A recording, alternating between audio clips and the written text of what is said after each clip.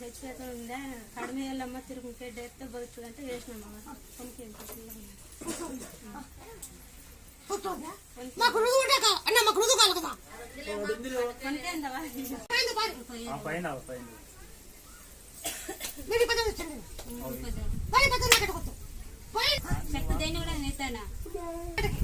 నీళ్ళు మునిగి